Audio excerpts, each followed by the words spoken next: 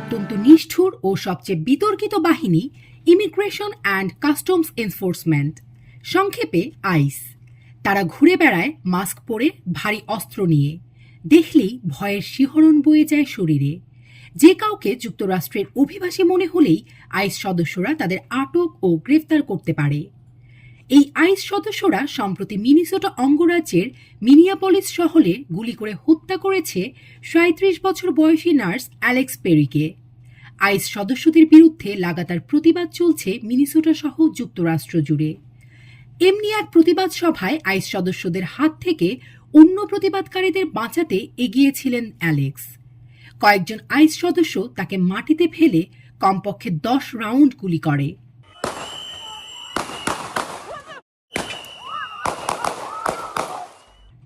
এর আগে Rini naval good নামের ৩৭ বছর বয়সী এক নারীকে হত্যা করে আইস সদস্যরা। তাকে খুব কাছ থেকে ৩ রাউন্ড গুলি করা হয়। গাড়ি চালানো অবস্থাতেই ড্রাইভিং সিটে মৃত্যুর কোলে ঢলে পড়েন তিনি।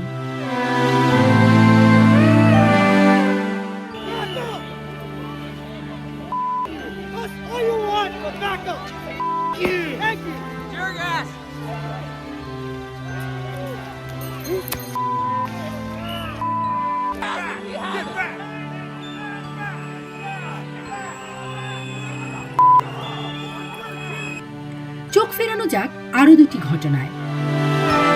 এলভিয়া বোয়েল তার ২ বছরের শিশুকন্যাকে নিয়ে সুপার শপ থেকে বাড়ি ফিরছিলেন।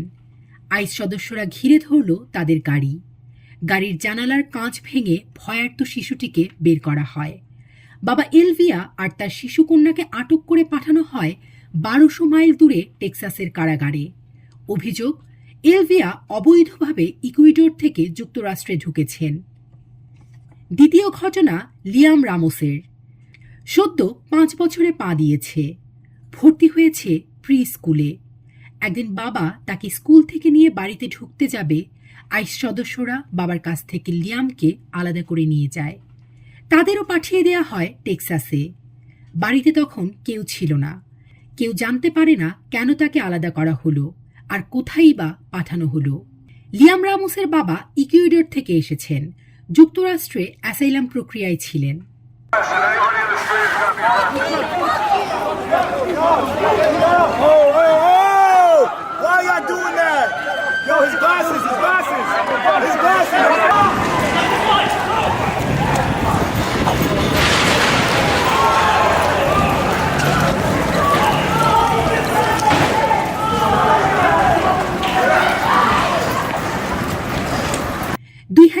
সালের ৯/১১-এর ঘটনার পর ২০০৩ সালে গঠিত হয় আইস।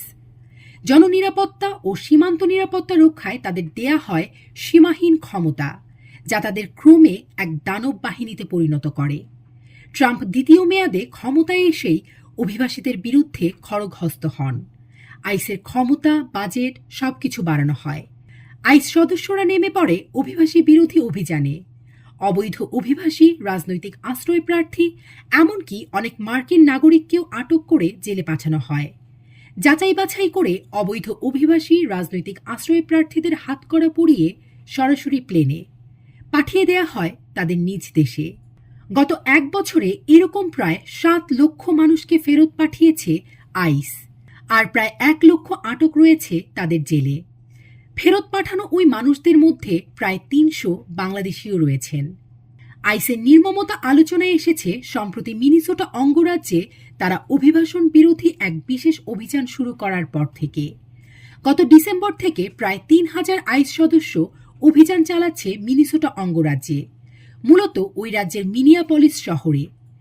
এরই মধ্যে এই অভিযানে ৪ জনকে গুলি করে হত্যা করা হয়েছে, ১,০০০-এর বেশি মানুষকে জেলে পাঠানো হয়েছে। যুক্তরাষ্ট্র জুড়ে আইসের রয়েছে কয়েকশো ডিটেনশন সেন্টার। এগুলো চালায় বেসরকারি কোম্পানি। অমানবিক, অস্বাস্থ্যকর পরিবেশে সেখানে আটক রয়েছে নারী, শিশু, বৃদ্ধ। তাদের বিনা বিচারে আটক করে রাখা হয় দিনের পর দিন। অনেকে আইনি সাহায্যও নিতে পারেন না। আইসের বিরুদ্ধে যুক্তরাষ্ট্র জুড়ে প্রতিবাদের ঝড় উঠেছে। মিনেসোটাবাসী সাধারণ ধর্মঘট পালন করছে। -২০ তাপমাত্রায় রাস্তায় প্রতিবাদে সামিল হচ্ছে শত শত মানুষ। তারা স্লোগান তুলেছেন, Ice out for good! Ice out for good! Ice out for good! Ice out for